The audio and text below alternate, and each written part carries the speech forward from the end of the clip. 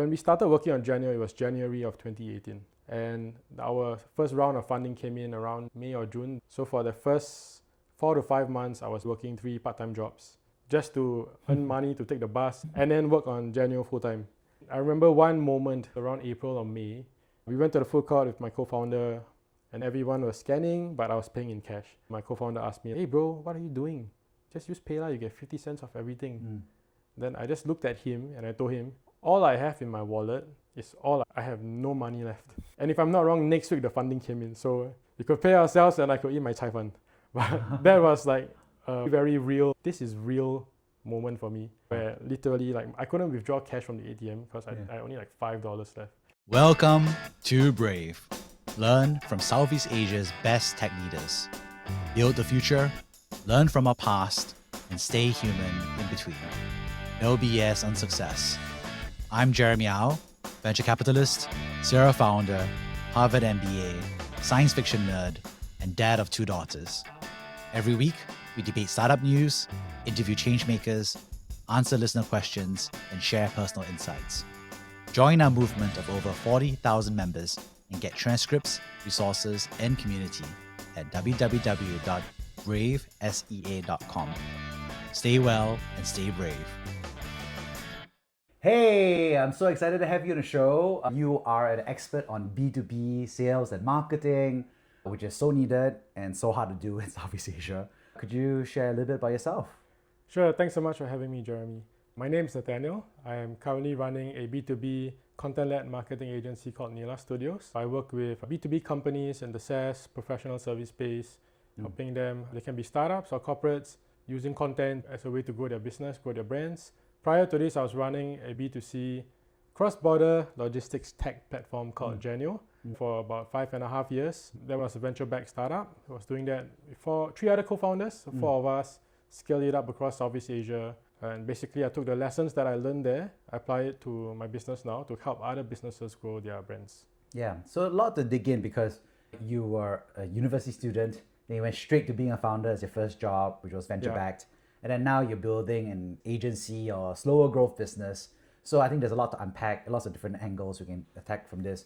But I think let's go back to the beginning. Is in university, you're at National University of Singapore. You were a marketing guy even back then. So what were you like in undergrad? So before I was a marketing guy, I was a finance guy. Aspiring finance bro, very misguided, didn't know what I was doing. One of those typical, I want to be an investment banker, but don't know what investment banking means. I was studying finance initially. I even did an internship at Citibank for half a year. And then at the end of it, I decided this is not for me. It's not the most appealing kind of work. Halfway through year 3, I took a module on strategy, just strategy in general. And somehow marketing, the function of marketing just stood out to me from how businesses are run. And I found it easy to understand marketing concepts. Switched my specialization to marketing in year 4.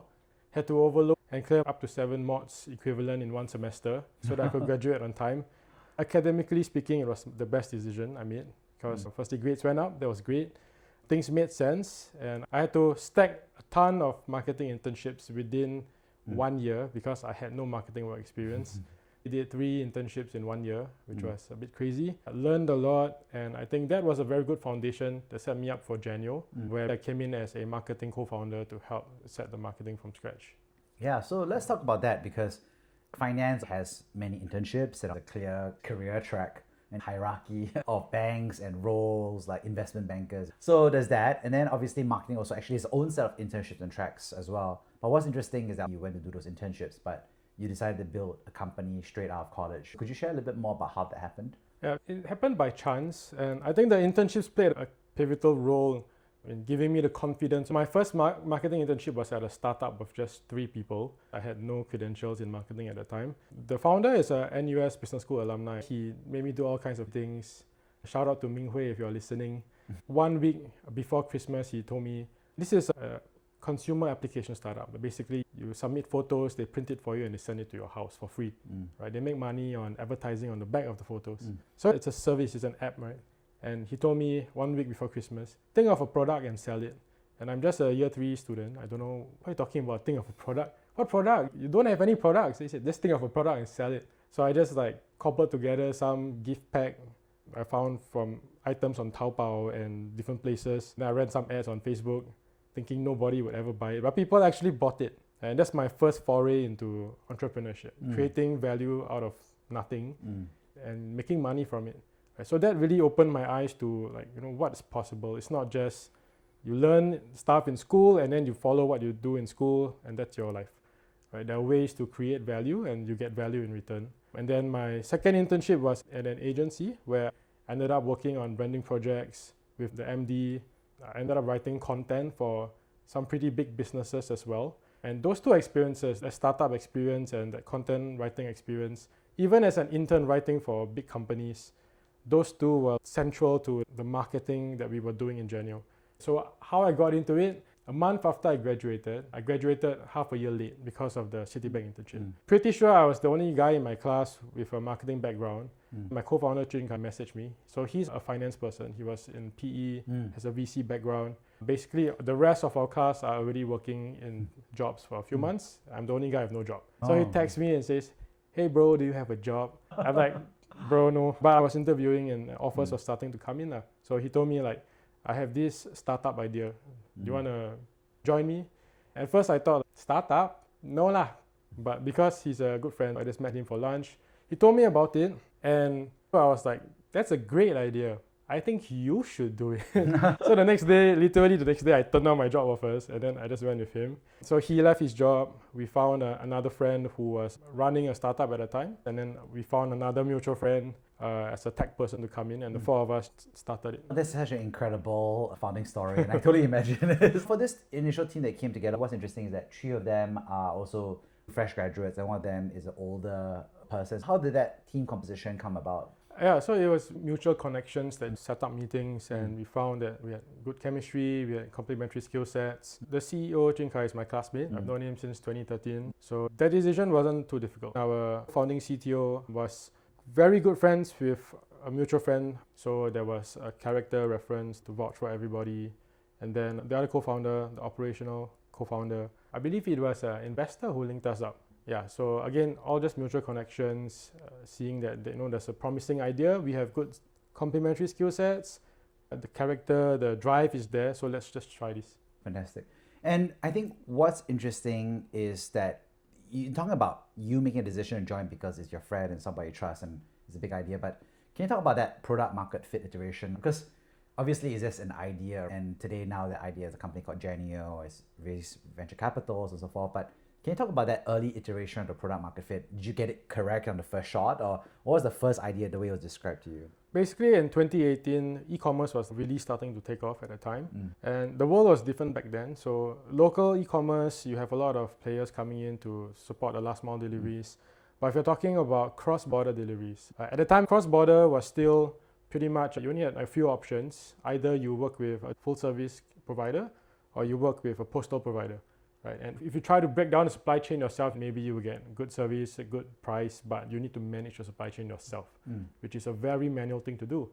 Janio is a software layer that integrates the supply chain from end to end, coordinates shipments from first mile pickup to the last mile in the other country. Make sure that it passes through the correct hands, the correct time, and it reaches there in one piece. So at that time, to my knowledge, I don't think anybody else was really doing it in that type of way.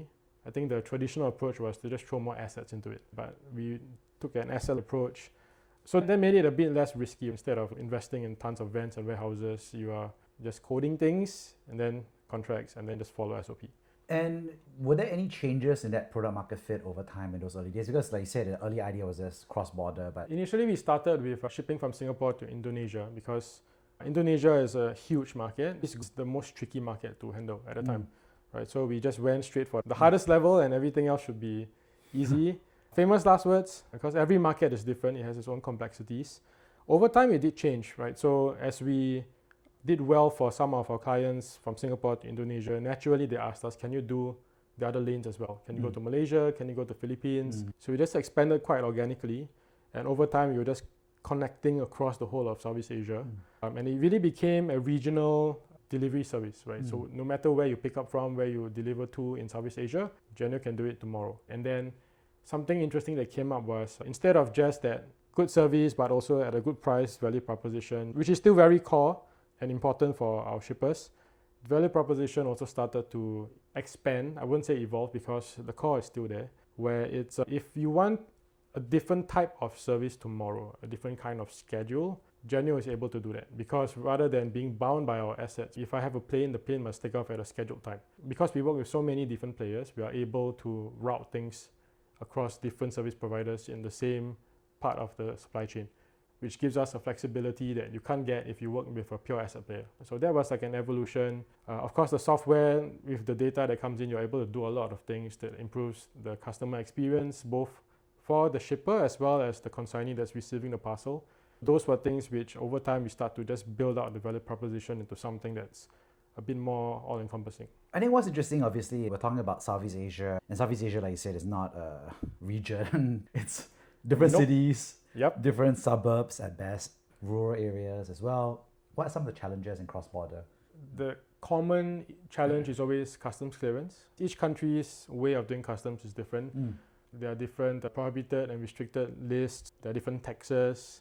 And recently, in recent years especially, many of the governments, the customs, the tax threshold, the de minimis thresholds are being removed or lowered, which basically means that imported goods, even if it's a B2C type of delivery, there are taxes involved. So clearing the taxes, clearing the customs becomes very complicated. And if you want a different product to the same country, high chance that you will need a different type of customs clearance process.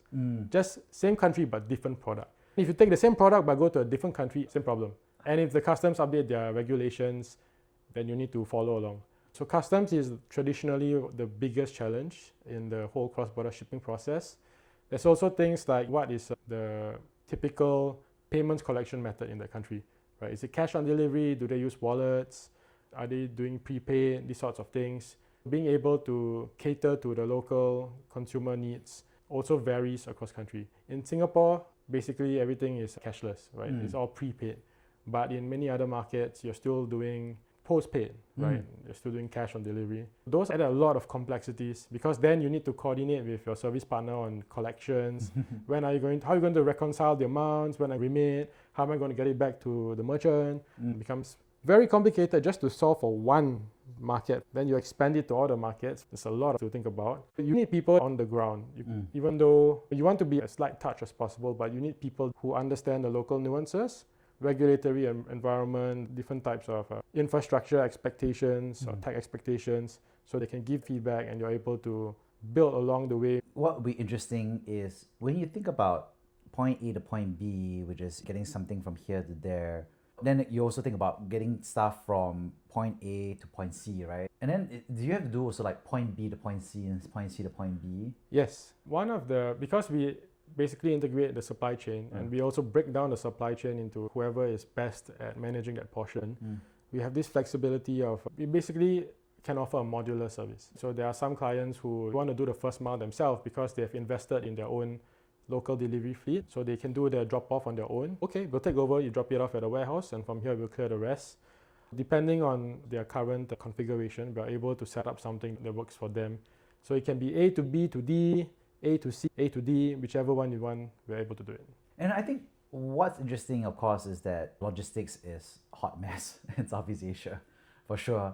But also interesting is that there are a lot of players in the space as well. I think there's Ninja Van, there's also J&T as well. So how do you see that differentiation, or do you think it's really a function of economies of scale and more hubs and more spokes? The whole reason why Janio came to exist was because we were seeing that there are a lot of people coming in with the assets already. Rather than come in with more, there's a lot of optimization that can be done. If you have a van, you have to fill up the van, and the van can only be in one place at one time. No matter how large an organization is in terms of their fleets, there are things they still cannot do. In logistics, there is a lot of collaboration between different companies. Even some of the names that you mentioned, they work with each other. At some point, or even now, we still work with basically everyone that you mentioned and everyone you can think of. Each player has their strengths and also gaps. And that's also where Janio can come in and value add to them, because maybe they're strong here in a certain market. We are able to utilize that and give them volume that from other markets they might not be able to tap into. On the flip side, if they want to deliver to another market, for example, their own clients are asking, can you bring my parcels to this place? But they don't have any presence there. Then Janio can switch on that side of the supply chain and we become a vendor to this service provider. Do you feel like the end state is more consolidation for this industry, or do you think there's space for niches? I'm just curious. It certainly seems like consolidation is something that will happen. Whether that's the end state or a big part of it, I'm not sure. Even when I was still at Janio, I was seeing some of the local players in a different market being acquired by larger organizations. Having said that, I think software is interesting because that's where you can unlock new ways of doing things with the pieces that are already there. So where software companies can come in, that area I'm not too sure. Maybe it is something where you fit into the bigger picture and eventually all the logistics will be owned by a few companies. But yes, I do think there's still so much room for innovation and for companies to come in and solve. Even solving a small part of the logistics problem is like multi-billion-dollar problem. For example, reverse logistics, returns, right? That's a totally different game from forward logistics. And if you ask me, at least when I was still there in 2023, it's just the tip of the iceberg. There's still 95% of the work not done yet for reverse logistics. What is the dynamic there between e-commerce, logistics, and reverse logistics? How do you see this dynamic between the triangle of e-commerce, logistics, and reverse logistics? So reverse logistics can be for e-commerce as well. Usually returns are for e-commerce products. You buy something on Amazon, you want to return it. Someone comes to your house, picks it up, returns it to a hub, and it gets shipped back. It's easy to think that if I can do the forward delivery, I should be able to do the reverse delivery, right? On paper, sure, but the reality is you have to think about the constraints of the assets and the manpower involved. If I'm doing forward, I can pick up from one location 100 parcels and then go around Singapore, drop 10 here, drop 2 there. This flat has 5, this area has 6. By the end of the day, I've cleared 97% of it. Reverse logistics is one parcel at a time. How many houses in one HDB would Shopee need to deliver to today? Probably a third to half, possibly. How many of them will return? Maybe 2. The economies of scale are completely different. The cost of delivery is the same. If I'm delivering 10 to this block, if I'm picking up 1 from this block, the manpower cost, the vehicle cost is the same. So the price, the whole cost game is totally different, and that changes the attractiveness of the market because it's not as profitable. You need demand to be sufficiently high, if not at least the price, willingness to pay has to be high, otherwise people will not do it. That's why it's still just beginning. The only way to incentivize people, or a common tactic among e-commerce companies, is to give free returns, which is not profitable at all, not sustainable, which is why not so many companies provide it.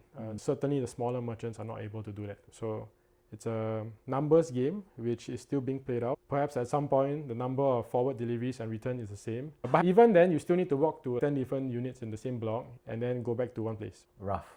And I think what's interesting is, if you ask me, you look at America and all these developed markets, free returns is still like the status quo, or now the default norm. I think it was very novel when it came out 10 years ago, but now it's like the norm, right? So probably it'll become the norm, not just in Singapore, but for every market Possibly, in Southeast Asia. So I think it'll be interesting to shake out.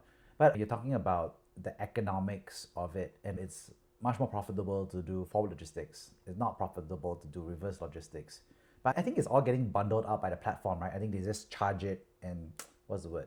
It's almost like the cost of insurance, right? Instead of charging people for insurance, you just charge everybody a small amount for the implied insurance of somebody doing a return.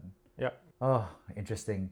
And what's interesting is that you were the marketing person within this entire thing. So maybe your hands were less dirty. As a founder, you cannot run. If there's a fire, you have to put out the fire. So my role started as marketing, but it evolved. Eventually, I started doing sales, and by the end of it, I was just doing pure operations. I wasn't doing marketing or sales at all. So you're a co-founder, doing everything.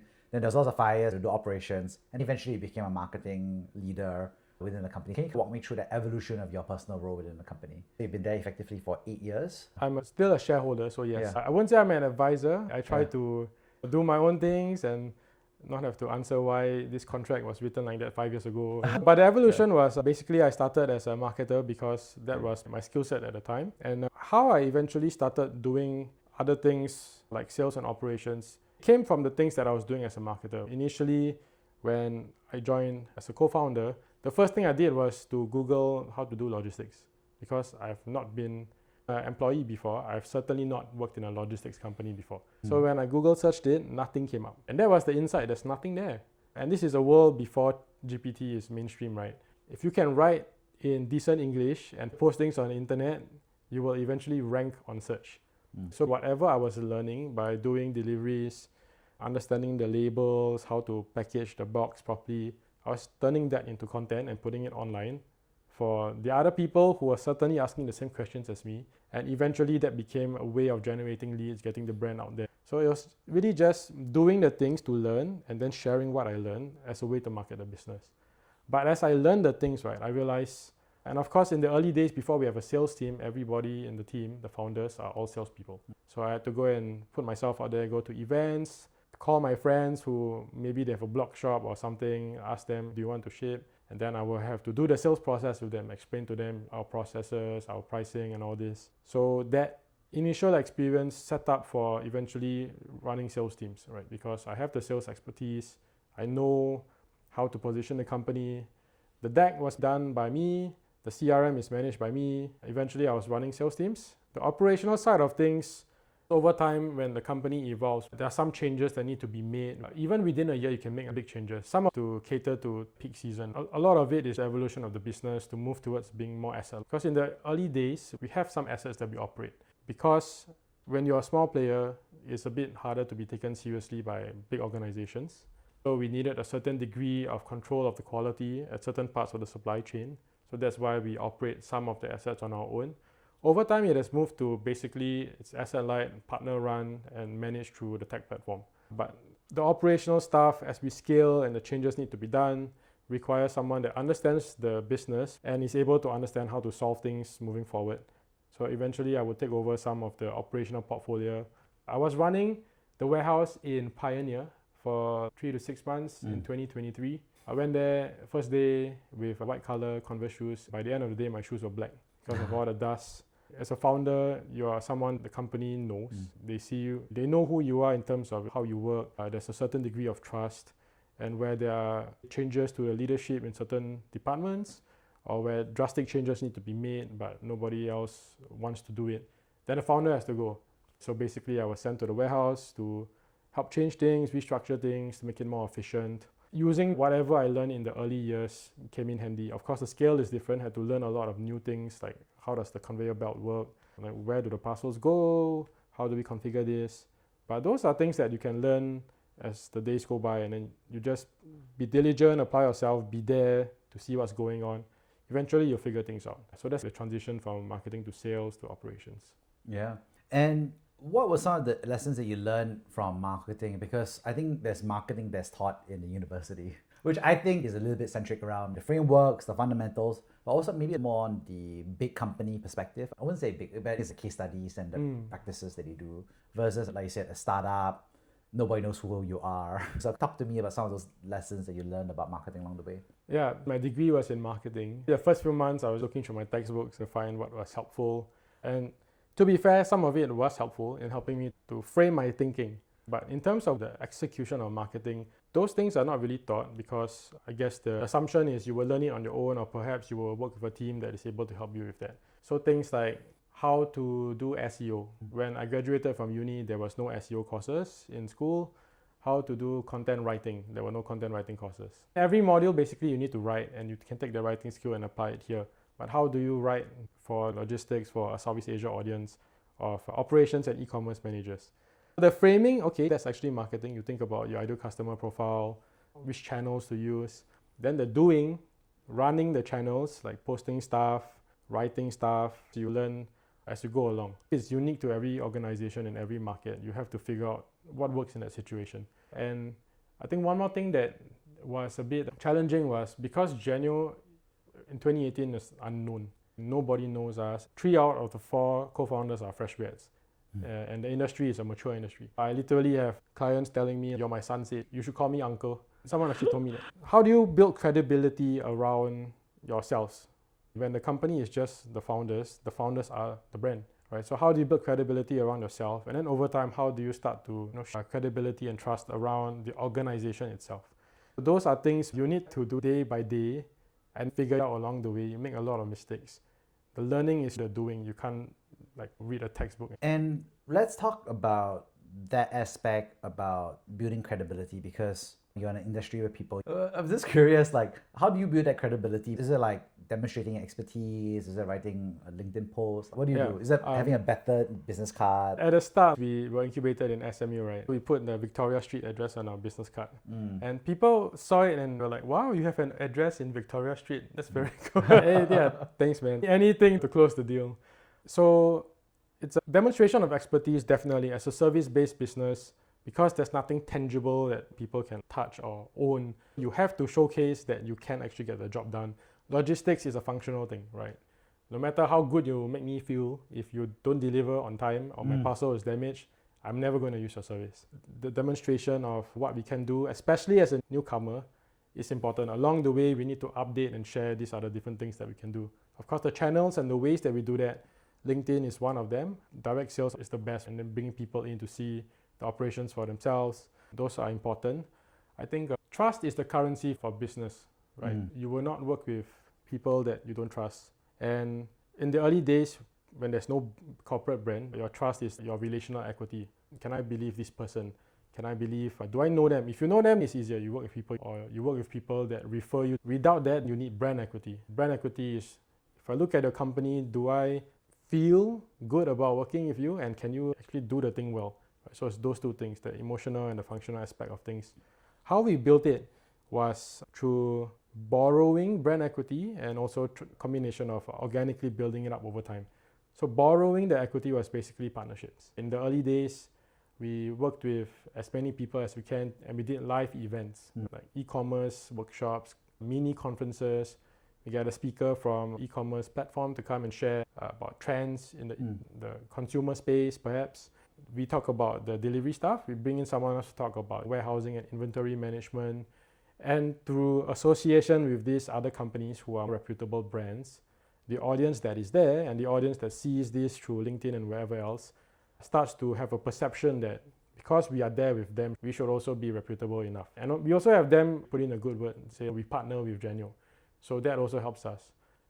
Took that, replicated that across different countries, had events in Malaysia, in Indonesia, even in Australia, where we bring in partners. We don't go in alone. If you go in alone, it's an uphill battle. But because we are standing on their shoulders together, it is a lot easier to come in and get behind the brand. I'll share one interesting story. In Malaysia, in Singapore, we have outlets, right? In Malaysia, you have many third-party companies that run something like a SingPost outlet. There's Parcel Hub, CollectCo, many different companies. And every 1-2 km that you go, you will see an outlet. When you go in, basically they resell the delivery people's service. So DHL, FedEx. You will walk in and see the banners, the red, the yellow, the decals and everything. So when we partnered up with some of these companies, we just sponsored the banners, sponsored the decals and everything. And they put up the banners, they put up the signposts. If you walk in as a merchant that's dropping off your goods and see purple FedEx, red Ninja Van, blue Janio, yellow DHL, it's like this is one category. Mentally, we get into the same space as the other players in the minds of the merchants. Small things like this and partnerships, those were critical in the early days that help us to form that credibility. I think what's interesting is that you also had to figure out how to operationalize some of these marketing components, and you built out this eventually agency that came out of your internal efforts. So can you talk to me about that transition, about why and how this came about? Yeah, so when we were at Janio, we spoke to at least like 50 agencies across Southeast Asia. And what we found was that we couldn't find a single one, at least at a price point that made sense, that could do what we wanted them to do. The best case was maybe they can do a part of it. And even then, there's still a bit of hand-holding involved. And if the person that we interface with, the company, basically we start again from scratch, right? And then cost work as well. So it didn't make economical sense. Eventually, I just told the team, like, you know what, let's just do it on our own. We want to buy equipment so that we can do the case study on our own. So we built an in-house team, basically an in-house agency with the capabilities of doing all the things we needed.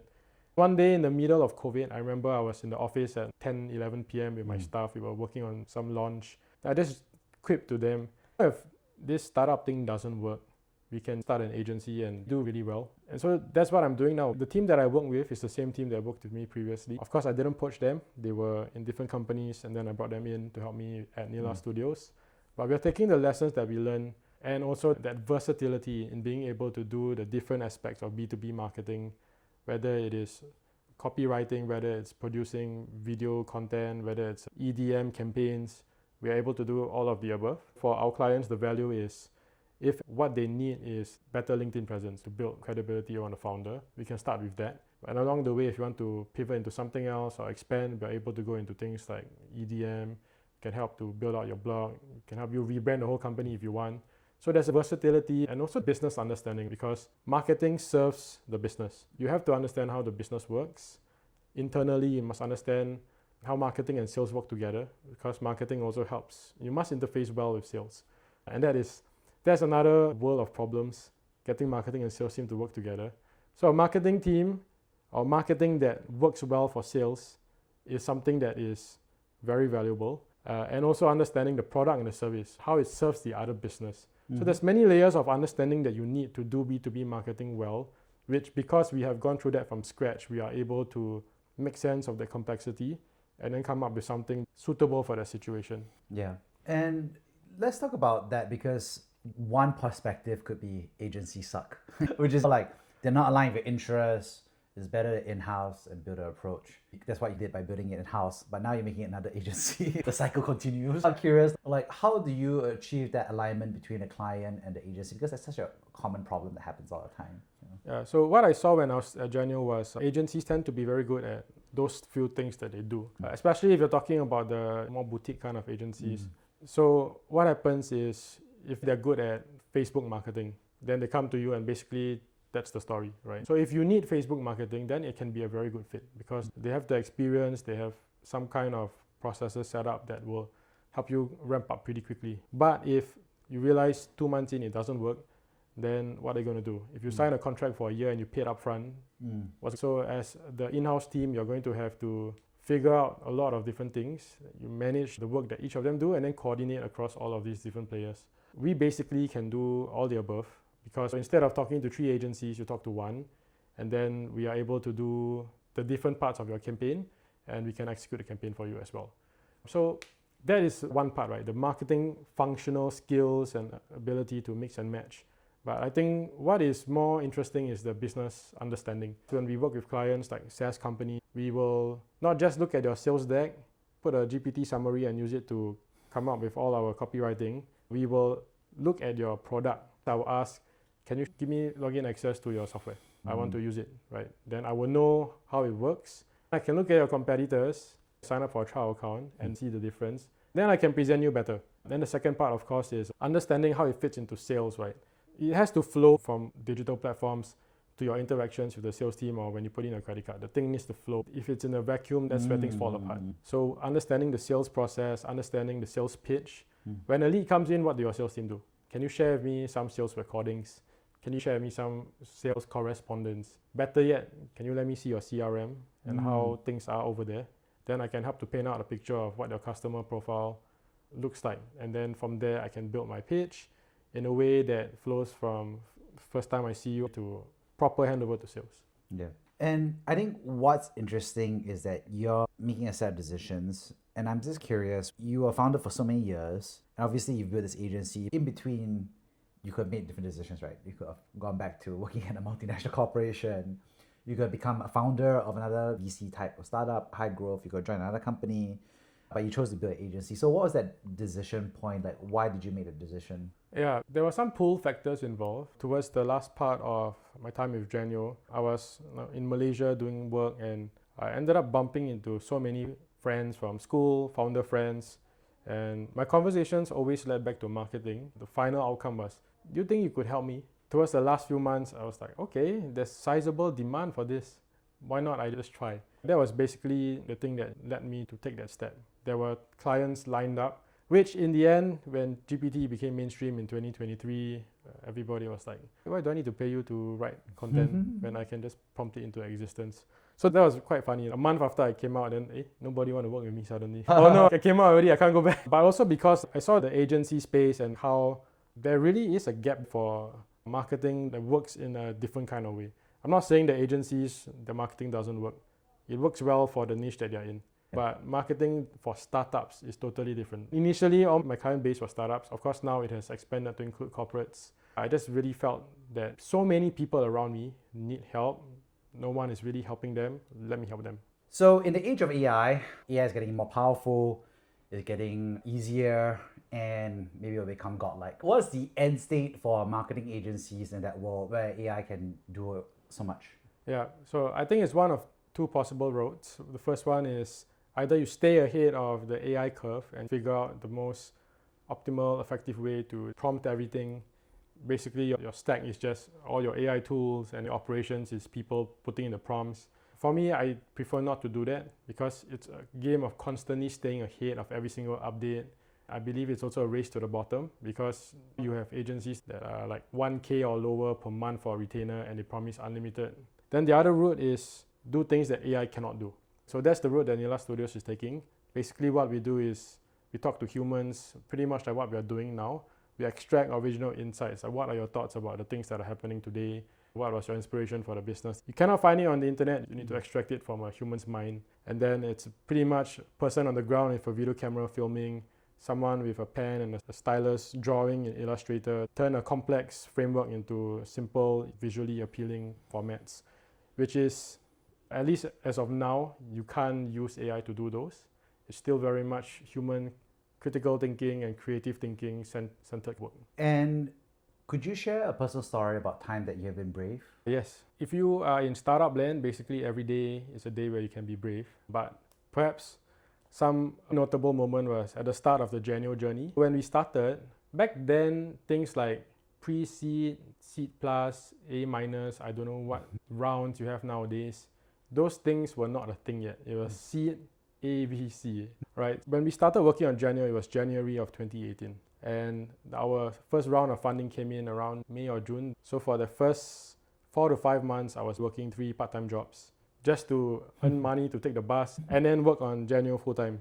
I remember one moment around April or May, we were in the SMU incubator. There's a food court in the basement, and back then PayLah was just starting to gain some traction. The promotions that came with using PayLah was basically every transaction you get 50 cents off. It's like free money, right? We went to the food court with my co-founder and everyone was scanning, but I was paying in cash. My co-founder asked me, "Hey bro, what are you doing? Just use PayLah, you get 50 cents off everything." Then I just looked at him and I told him, all I have in my wallet is all I have no money left. And if I'm not wrong, next week the funding came in. So we could pay ourselves and I could eat my chai fan. But that was like a very real, this is real moment for me where literally like I couldn't withdraw cash from the ATM because I only like $5 left or like $2 left. And that's all, that purple and green note, and that's it. Oh no, that's terrible. And I think there's a tricky part, right? Because not having money is part of the reality of being a founder. Yeah. You're obviously being paid very low, but also the risk of fundraising and everything. So how do you manage your own emotions around that? Because you're looking at other people at Asia Square wearing nice clothes and eating lots of good food after lunch, and there you are with only 2 banknotes in your wallet. I mean, to be fair, that was me for 6 months when I was interning. The taste of that life. I think first thing is don't compare. Comparison is the thief of joy. So if best is just delete Instagram. Don't look at Facebook.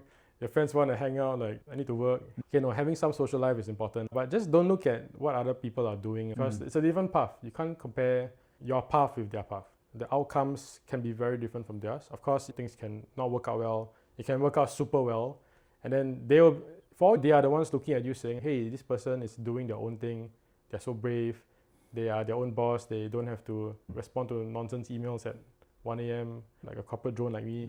And I think the only proper comparison is just look at who you were yesterday. Look at what the company was a month ago. If there's progress being made and the progress is in the direction that you want it to go, then that's all you need to look at. Yeah.